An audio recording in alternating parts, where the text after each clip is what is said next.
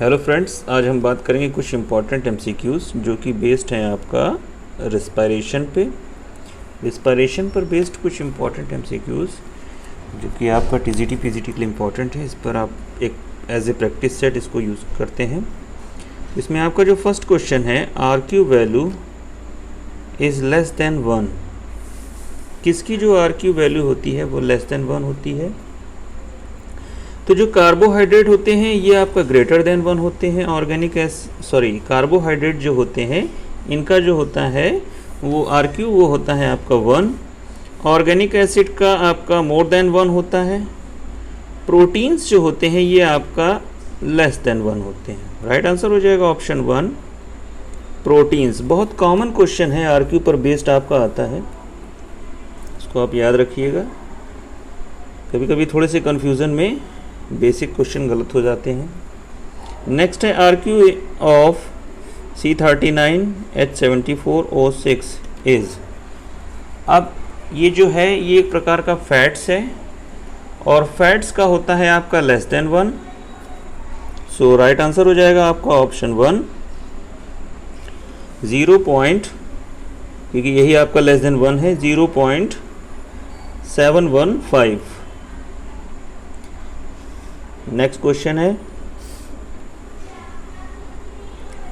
The commonest thing which can respire in the absence of oxygen is.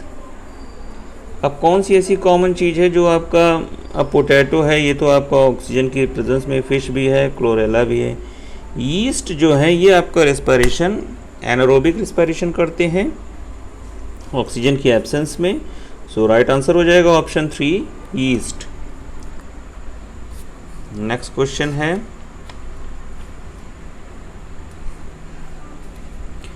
Fermentation is represented by the equation.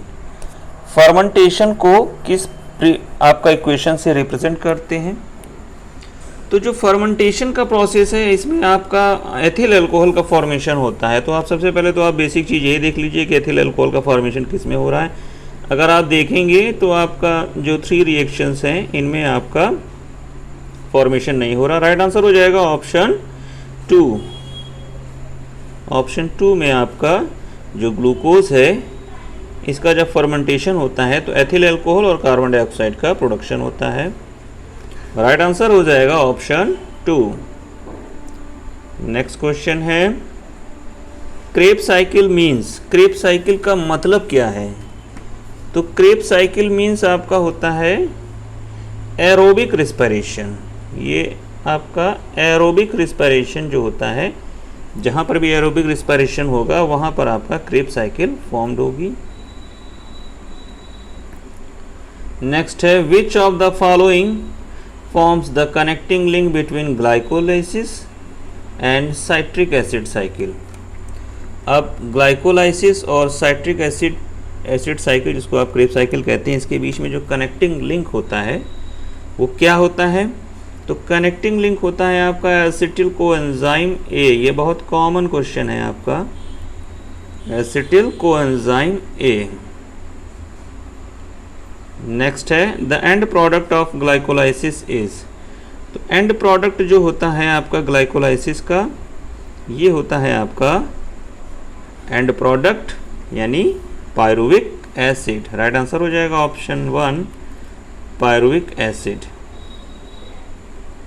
Next है, the common phase between aerobic and anaerobic respiration is called. ऐसी कौन सी phase है जो आपका aerobic और anaerobic दोनों में आपका जो है जो वर्क करती है?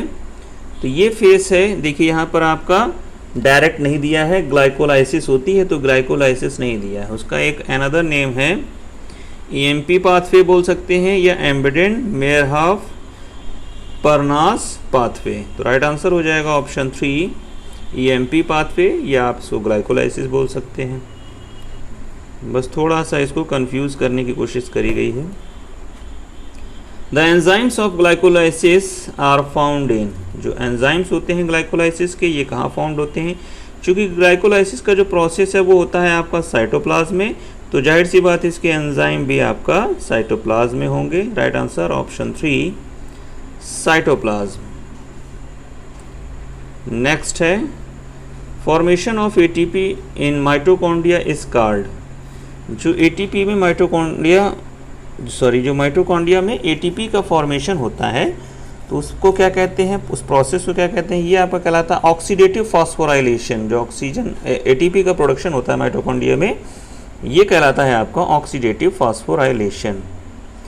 नेक्स्ट है रिस्पायरेशन इज एन। रिस्पायरेशन क्या है, तो ये respiration is an exothermic process. ये आपका एक्सोथर्मिक प्रोसेस है। नेक्स्ट है the other name of glycolysis. देखिए जब इसकी बात हो रही थी वही देखिए यहाँ पर पूछ लिया गया है। जो अदर नेम है ग्लाइकोलाइसिस का वो आपका है ईएमपी पाथवे, यानी एम्बेडेन मेयरहाफ-परनास पाथवे।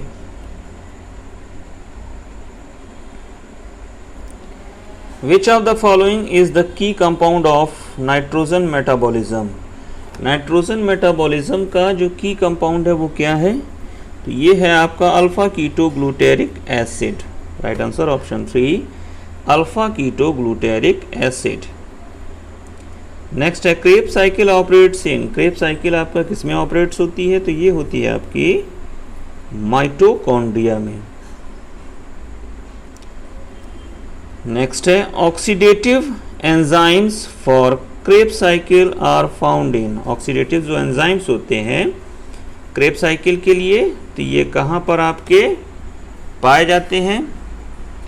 इसमें आपका 4 ऑप्शन दे रखा है। Matrix of mitochondria, inner membrane of mitochondria, cytoplasm तो हो ही नहीं सकता है क्योंकि प्रोसेस ही आपका माइटोकॉन्ड्रिया में होगा।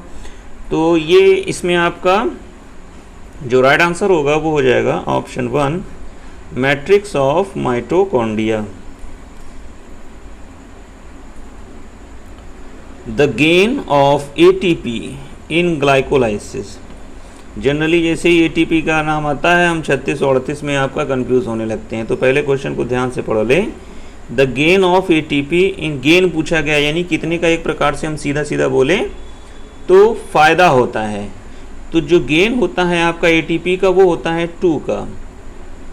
2 कंज्यूम होते हैं, 4 प्रोड्यूस होते हैं, यानी आपका फाइनली हमें 2 का लाभ होता है। तो जो गेन होगा वो होगा आपका 2 ATP molecule in glycolysis. Next है total number of ATP formed during oxidation of 1 mole of glucose completely is.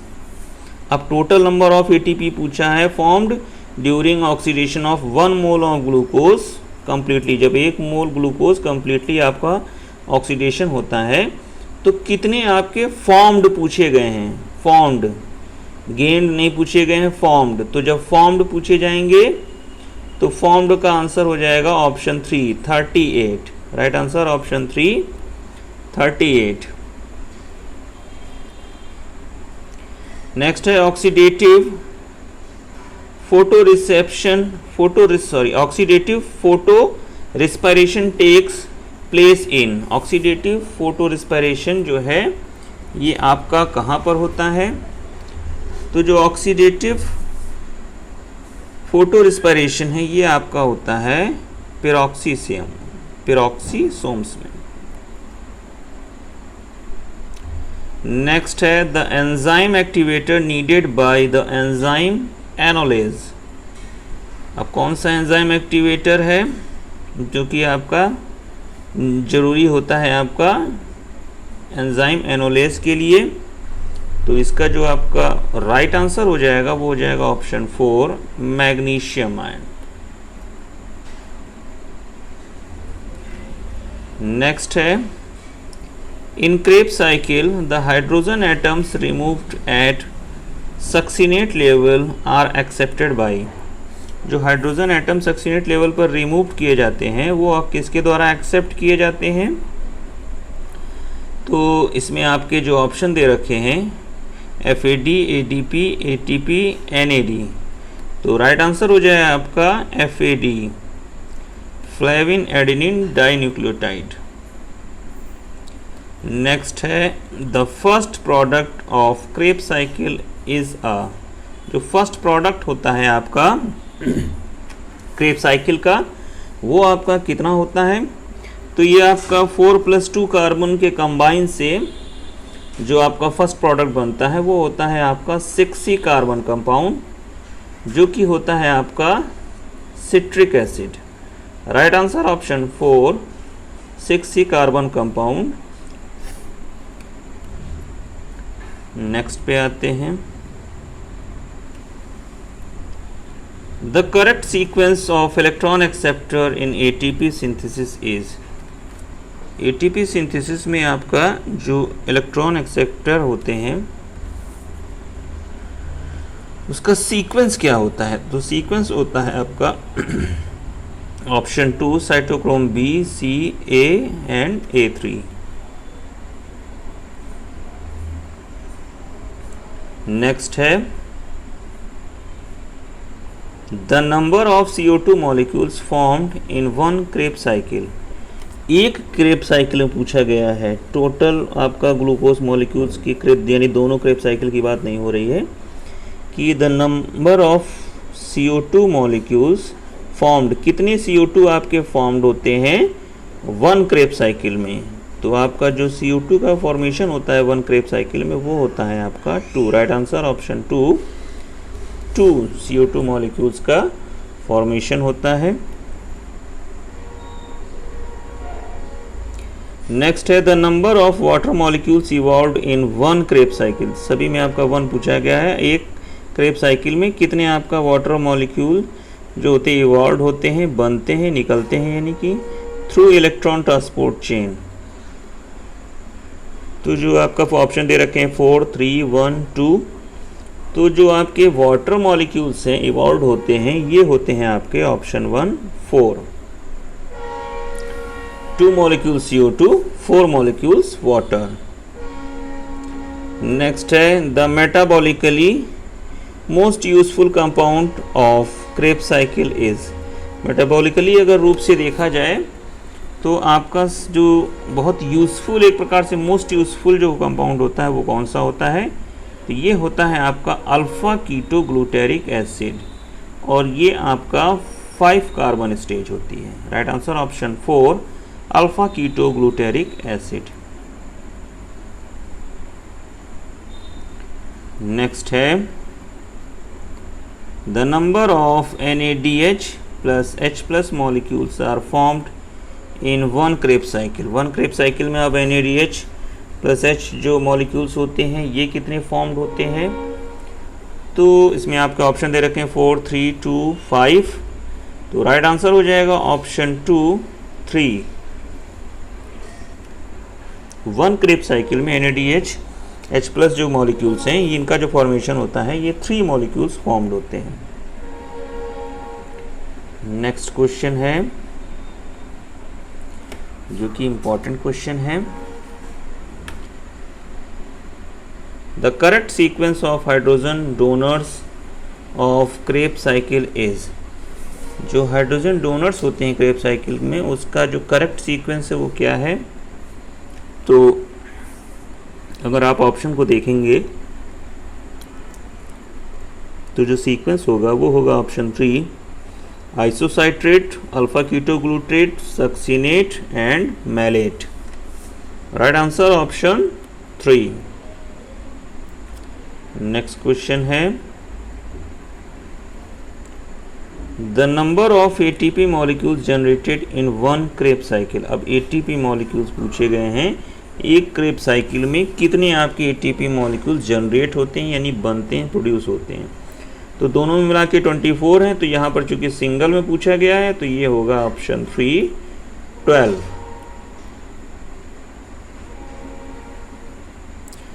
Next है which of the molecules listed below is a product of fermentation of glucose by yeast. जब आपका जो yeast है glucose का fermentation करता है तो कौन सा प्रोडक्ट आपका बनता है? तो आपका ग्लूकोज का जब फर्मेंटेशन होता है तो एथिल अल्कोहल और कार्बन डाइऑक्साइड बनता है। राइट आंसर हो जाएगा option 2 ethyl alcohol. Next question है जो कि आरक्यू पर बेस्ड है।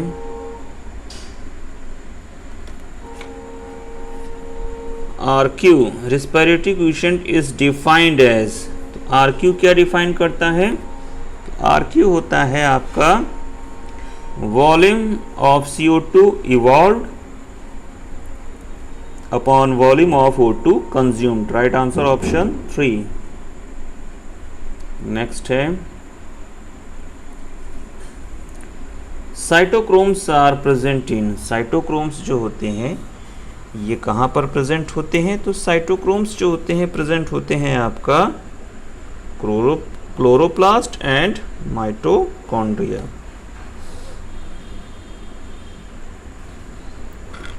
नेक्स्ट क्वेश्चन है in Krebs cycle a 6C compound is formed by the combination of acetyl coenzyme A and, अब जो 6C आपका जो फॉर्मेशन होता है वो आपका क्रेब साइकिल में जो 6C कंपाउंड का फॉर्मेशन होता है वो किसके कॉम्बिनेशन होता है? एसिटिल कोएंजाइम A और इसके साथ और क्या आपका अटैच होता है यानी जुड़ता है, तो वो होता है आपका 4 कार्बन स्टेज ऑक्जेलो एसिटिक एसिड। इनके यानी ऑक्जेलो एसिटिक एसिड जब एसिटिल कोएंजाइम A के साथ कंबाइन होता है तो 6C कार्बन स्टेज बनती है। अब आप इस 6C कार्बन जो स्टेज बनती है इसका आप नेम बताइए कमेंट करके, क्या होता है नेम? नेक्स्ट है plants require one of the following for the formation of ATP। Plants को इनमें से किसकी ज़रूरत होती है फॉर्मेशन ऑफ ATP यानी ATP के निर्माण के लिए? तो इसमें जो आपका राइट आंसर हो जाएगा option 2 nitrogen and phosphorus. Next है the process similar in aerobic and anaerobic respiration is, कौन सा ऐसा प्रोसेस है जो एरोबिक और एनारोबिक दोनों में आपका काम करता है या सिमिलर होता है? तो ये होता है आपका glycolysis.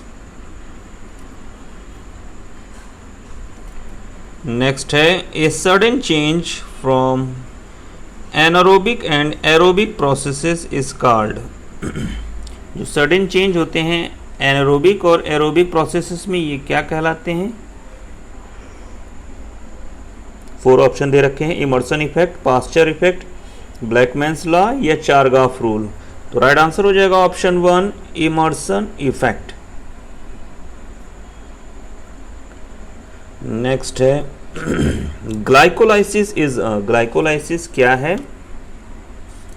Redox process, aerobic process, oxidative process या रिडक्टिव प्रोसेस? तो जो ग्लाइकोलाइसिस है ये है आपका रिडक्टिव प्रोसेस।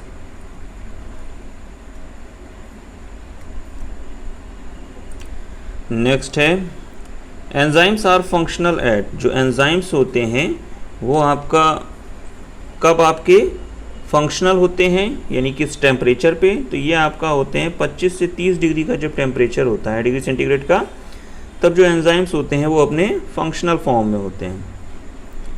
नेक्स्ट है steps of respiration are controlled by, जो रेस्पिरेशन के जो स्टेप्स हैं इसको कौन कंट्रोल करते हैं? तो ये डिफरेंट टाइप्स के जो एंजाइम्स हैं यही इनको कंट्रोल करते हैं। नेक्स्ट है glycolysis is the conversion of, glycolysis आपका किस चीज़ का कन्वर्जन है?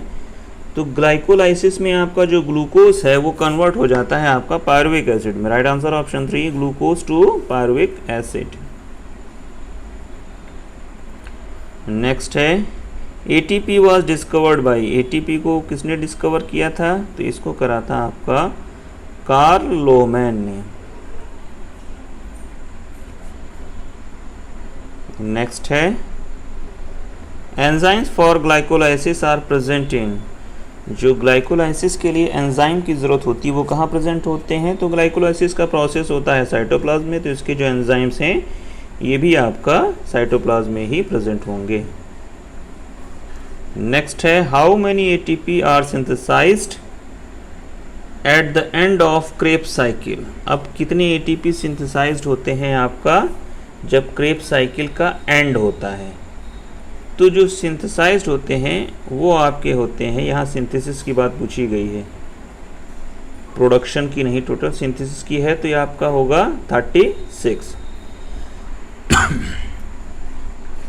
नेक्स्ट है पास्चराइजेशन इज हीटिंग एट। जो पास्चराइजेशन का प्रोसेस है उसमें आपका कौन सी स्टेज आपकी फॉलो होती है?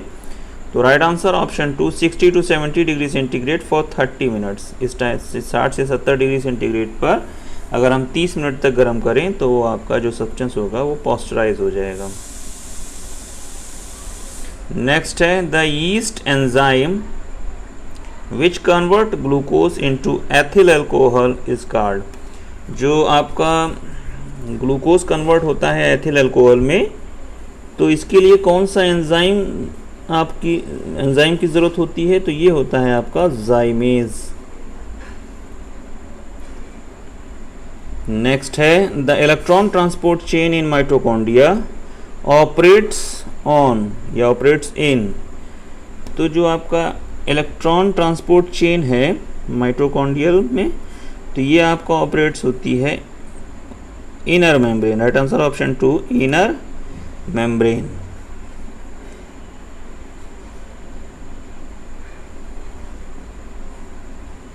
नेक्स्ट क्वेश्चन है condition helpful in photo respiration are. Photo respiration के लिए कौन सी जो कंडीशन है वो आपका हेल्पफुल होती है? 4 ऑप्शन दे रखे हैं, मोर O2 and less CO2, less O2 more CO2, more temperature and less O2, more humidity less temperature. तो फोटो रिस्पिरेशन का जो प्रोसेस है इसके लिए जो कंडीशन आपका होती है हेल्पफुल, वो होती है option 1, more O2 and less CO2।